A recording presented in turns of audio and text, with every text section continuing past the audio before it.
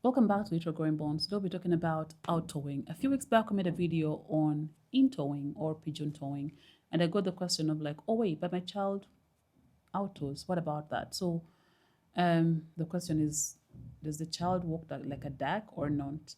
So you've probably seen children walk funny with their feet facing out, they're waddling around. That is what we call outtowing. So that distinctive outtowing gait, often affectionately dubbed the duck walk, is a super common sight in toddlers, and it can definitely spark a bit of parental concern. And today we're not answering two big questions. We're tackling the whole Waddle Wonderland and why so many toddlers actually walk like ducks. When you actually do we need to actually do something about it, and most importantly, how to tell the difference between like just a waddle or something pathological. Is it a red flag that doctors need to intervene on these children? We'll be talking about all that today. So, picture the scenario because I guarantee it's played out in some living rooms everywhere. Like your 18-month-old child, full of adorable, clumsy determination, takes the first steps, and but the little toes are angled further out from what you're used to, and you watch a tiny knot forming in your stomach, and then maybe the grandma or the aunt mentions that they probably need braces, or you're in a group and someone is like they probably need orthotics, and then you google and they give you these ideas of what needs to be done about our towing. So take a deep breath, like seriously, take a deep breath and just let it go. This phenomenon, which doctors politely call our towing, but we all know is dark feet, isn't just common. It happens in about one out of every three perfectly healthy toddlers. And here's the kicker: in the vast majority of these kids, it fixes itself without a single gadget. It fixes itself without a single gadget or gimzo or shoes. Like, promise, in a few minutes, you understand why this is not something for you to worry about. And there's so much misguided information about this, but we'll be clearing it up today. So, why does it happen? Why do children actually walk without towing? Well, there are three usual aspects, and they conspire to create this, but it's typically as a result of natural rotation of the child's developing bones. But first up, let's talk about the hips. So some kids are just born with their thigh bone. That is the femur that is angled a little bit backwards. Doctors typically call this femoral retroversion, and where it connects with the hip, it's rotated slightly outward more than in, and this attributes the external rotation and causes them to walk that way. The other issue can actually happen in their tibias or the shin bone. So we call this external tibia torsion. Just like the hip, it can also still be rotated slightly outward, and it gives them that walk of like a duck. In some children, the feet are slightly, pronated. That means they're more this than this, and that causes them to still face slightly out when they're walking. So this twist doesn't mean that it's not perfectly aligned. It just means that it just developed that way, and it's not for you to like really worry about. When children start walking, we're going to pick up on all these peculiar things about them. Most of them are completely normal, but it's okay for you to have concerns, because as a parent, you want your child to just be perfect. And if you have those concerns, please come through. Set up an appointment with us and come in, and we can assess the child and tell you if it's something okay or if it's something that we can actually manage. And yeah, then you go back home more relaxed and happier. The child is okay. So maybe it's the first time you're hearing about this. Maybe it's the first time someone has pointed it out and just haven't paid attention to it before. What should you do? So come into the hospital. Let's do a physical assessment.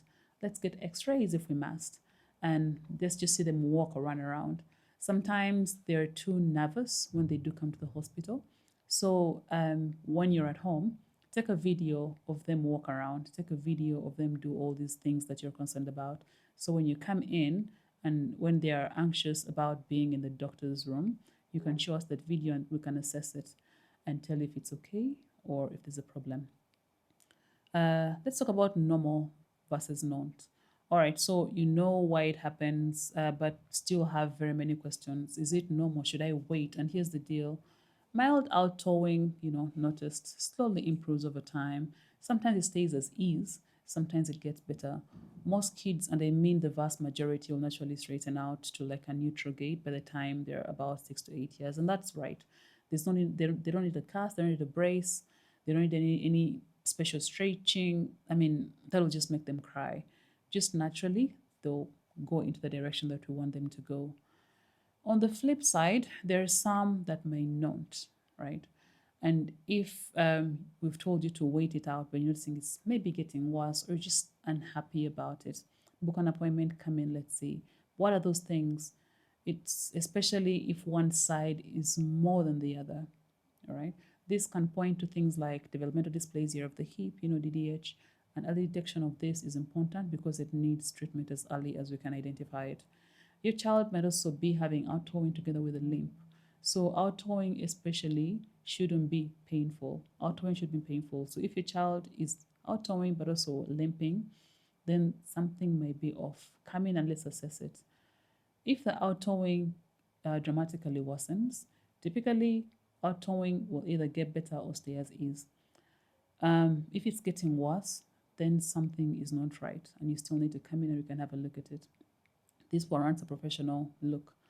And the fourth aspect is if your toddler can't run or they're having a hard time running. So when this is coupled with outtoeing and then they're having difficulty running, you need to come in and we should see it as soon as possible.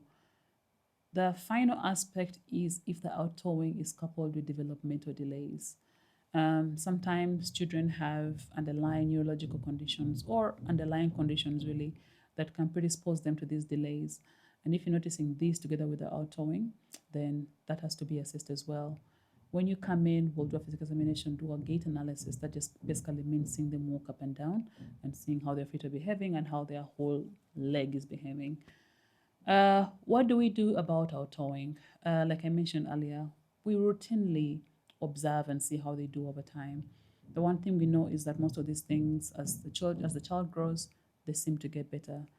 They will not need any special twister cables. They won't need shoes. They won't need racing. They won't need massage. We'll send them to physiotherapy sometimes. Maybe like if they are struggling to walk, if they're having developmental delays and all these things.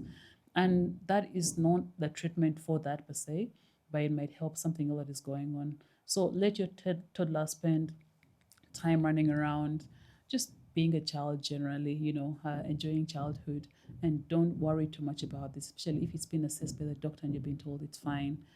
They don't need any special shoes. They don't need the shoes to be swapped out because this could just really interfere with them walking, especially if they're already having a hard time walking. All right. So let them play barefooted, let them run around, let them do all these crazy things that children should do. They need to develop their proprioception in their feet and their general body awareness. Encourage them to climb things, encourage them to jump around, and just enjoy childhood in general. I feel like I can't emphasize this enough. What are some of the conditions that worry us about outtoeing, especially if it's isolated? Like earlier, I mentioned about developmental dysplasia of the hip. We have a video on that here somewhere, so just check it out and you'll understand what DDH is. And the other is skiffy. There's a video on that, and that will guide you on what that is. So finally, this is a big one. So avoid container shuffle. What is that? It's too much time spent in walkers, jumpers, or even prolonged car seats. So while this can be convenient for parents in short bursts, excessive use of this can actually delay the strengthening of the hip as the child grows, and it can cause the muscle imbalances. So they often position the child in such a way that doesn't promote them to develop a natural gait and develop the natural strength that they need. The bottom line is that wide, wild, unrestricted play is very cheap and it actually works really well for them as they grow. So encouraging them to play, stay healthy, and do all these things children need to do is very helpful. So, what are some of the tips that I advise for parents as far as outtoeing is concerned? It's a very common condition. It's a very common condition. It happens in nearly 1 in every 3 children, and it often self-resolves. So if you still have concerns about this, even after this video, just come through, set up an appointment with us. We do have a link in the description below. And you can use that and you come in through and we can reassure you more, or rule out any other conditions that might be concerning you. All right. Thank you for watching this video. And until next time, keep it on little growing bones.